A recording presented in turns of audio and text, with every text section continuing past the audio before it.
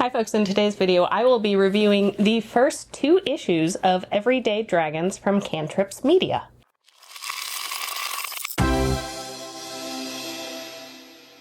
Kylie reached out to me about reviewing these first 2 issues. You might be familiar with Cantrips Media. We reviewed a number of their character journals a while ago. I'll put a link to that up here. I was very excited when I heard the premise of these magazines and she reached out and I said, yes, I would love to.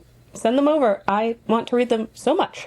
Okay, so a couple of quick facts about these magazines. So they're about 70 pages of TTRPG content, and 75% of that content comes from everyday fans.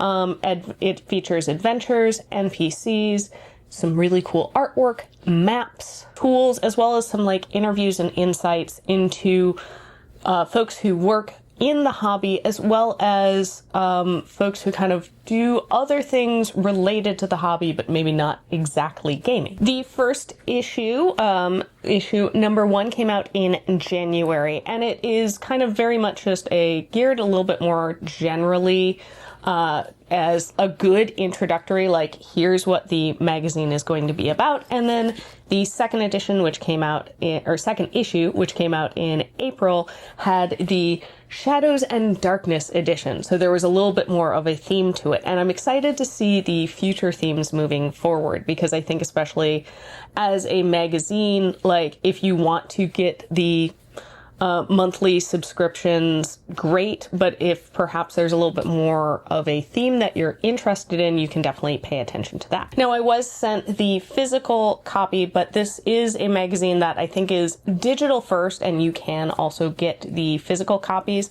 Looking at the digital options, I think that might be the way to go for a lot of people. Like, there are hyperlinks within articles and links to like, hey, you can download these pages or additional resources, which I think is great, especially like nowadays a lot more people like consume things digitally than actually having a physical magazine.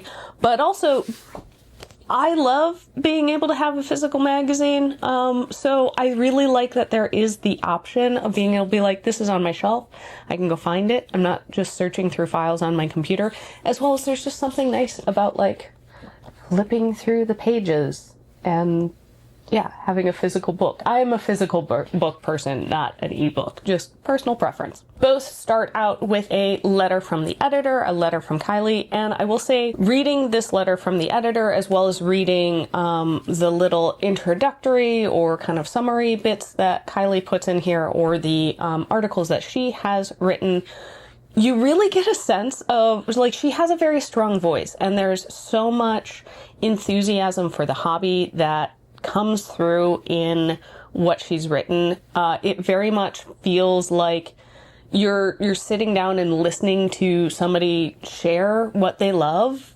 with you. Like these 2 issues kind of felt a little bit like a love letter to the hobby, which was just wonderful. There's just so much enthusiasm, such a strong voice, but it's not just her voice. Now, the first issue does have a lot more articles by Kylie. It has a number of articles from other authors and contributors. That kind of makes sense. It was the introductory issue. Here's the concept, here's a few things, and then asking for submissions. And I really love the focus on the community, the amount of community contributions that are within it. It does not feel like, oh, this is being created by a corporation or by one individual person, but it is one individual person helping curate and bring together a community. A big thanks to all of our patrons, especially Nicole.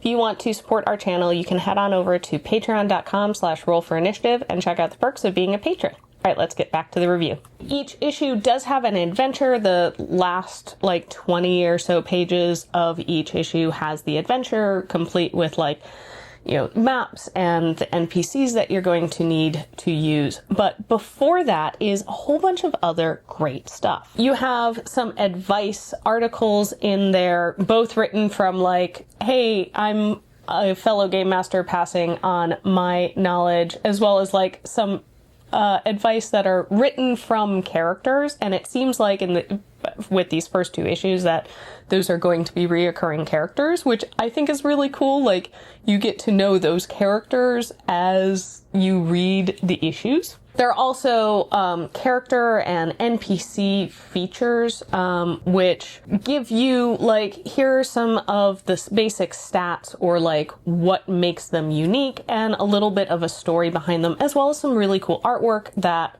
game masters, I'm sure, are going to love for inspiration for filling out your own world with NPCs that you may not be able to think of, but hey, now you can borrow them from someone else, as well as I think players can get perhaps some, like, character inspiration for, okay, I'm wanting to play a new character, I can flip through this and maybe get an idea for something. Or maybe you use one of these NPCs as an NPC related to your character's backstory. There are also maps in here, absolutely gorgeous maps that I love looking at maps to get inspiration for encounters. And then, hey, great, now you have the physical map if you use minis, or you can pop it up on the screen if you're playing like virtually, or even just show the players if you're doing more theater of the mind, but to have like a concrete understanding of like our theater of the mind match. There are also a number of inserts about like shops that have, here are some magic items or items that would be available in the shops, you know, description of the NPC that runs the shop,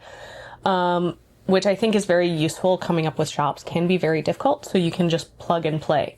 Now, with all of these, it does seem to be kind of D&D focused. The adventurers do say these were built with D&D 5e in mind, the 2014 5e, not D&D 2024, or whatever we're calling the newest edition of D&D. But at the very beginning, it does say you can very easily adapt these to other games.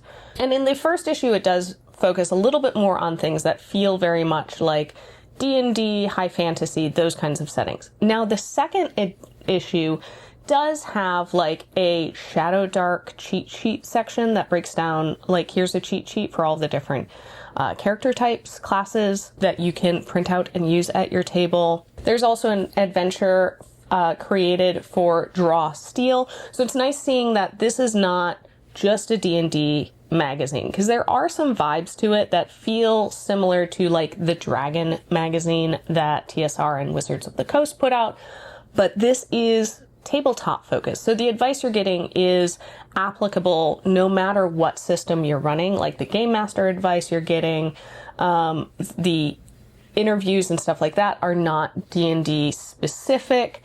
It's really just like the adventures and some of the stats within the NPCs, but they are very easy to adjust. There's an ongoing story that you're kind of getting installments, which is a fun little thing in here. I'm kind of looking forward to where the next installments go. There's a craft in each of these. The first one has how to make your own little like markers for playing with miniatures. It's got some printouts and instructions on how to make them. And the second one has instructions on how to make your own mimic Game Master screen. That's fun. Like, crafty people, there's this fun little thing in here, or if you're wanting to try your hand at crafts. Each issue has had 2 different interviews with 2 different creators.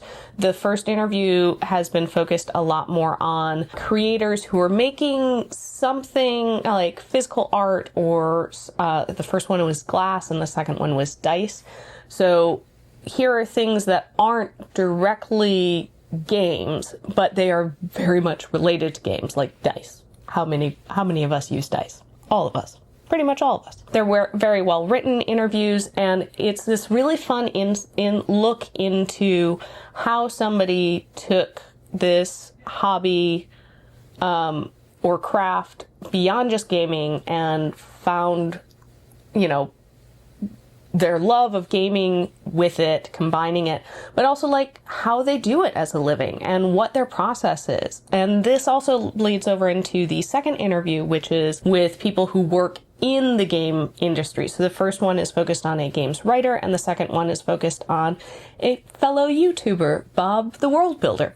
And I think that's really fun, like, if you're interested in working in tabletop RPGs, getting that insight of like, how did this person start off? What is their creative process? Like, understand, like, what does a day look like for them? What is all of the work that goes into doing these things beyond just the actual like writing, beyond just the like visible creation element? And then if you're somebody who's, maybe not interested in working in the industry, it can be really fun to get these insights into the other creators within the space. Like, I find that interesting on industries that I have no interest in working in, but I'm like, what is it like in a garbage person's like day to day?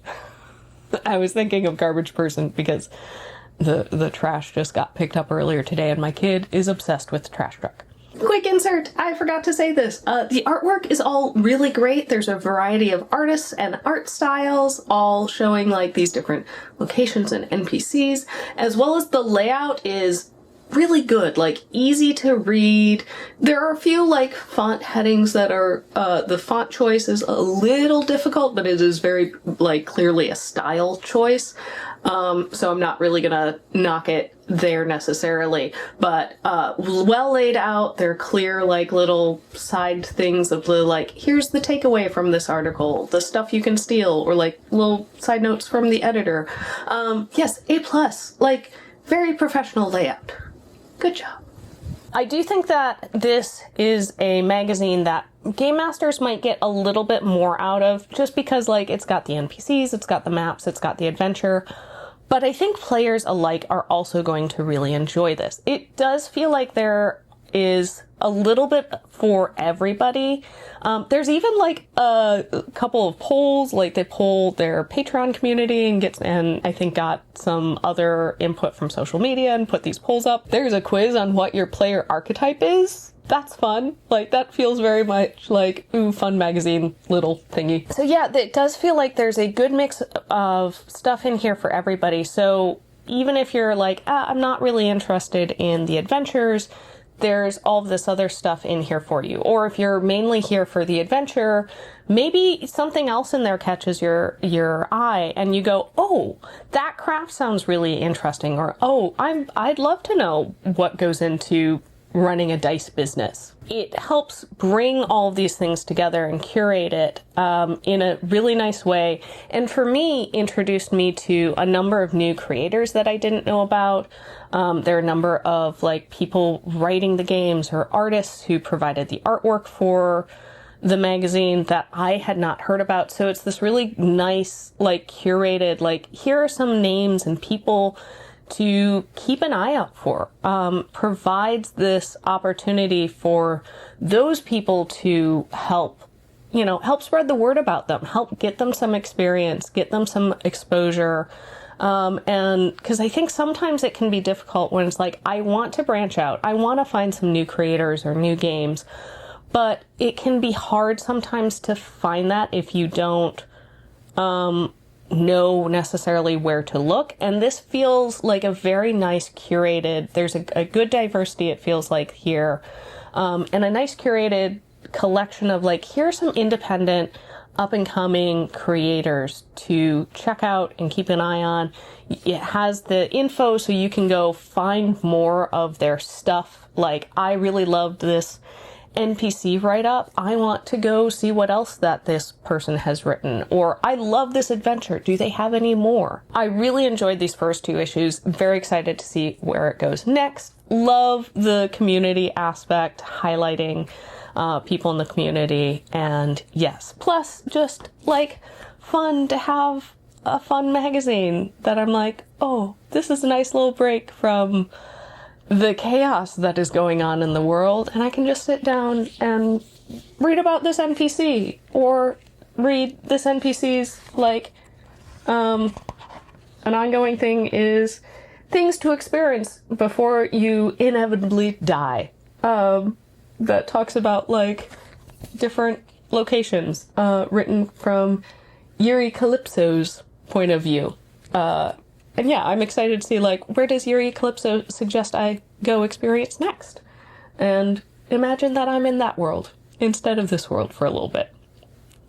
So if you are interested in picking up either of these first two issues, I will make sure that there are links to the website down in the description. You can also back them on Patreon, and that will get you access to the magazines as well as more stuff. And also, if you're interested in contributing, they are looking for more contributions. It seems like they're putting these out maybe on a quarterly basis, which I think for, you know, a smaller independent magazine, like putting it out on a monthly basis would be a lot, but quarterly is like just enough that's like a fun little thing to look forward to, but it's not a very long time to wait. And I'm looking forward to seeing what the additional themes are going to be. Like if we move into the more winter holiday season, does that come up, or do they focus on something else? Or is it just like, let's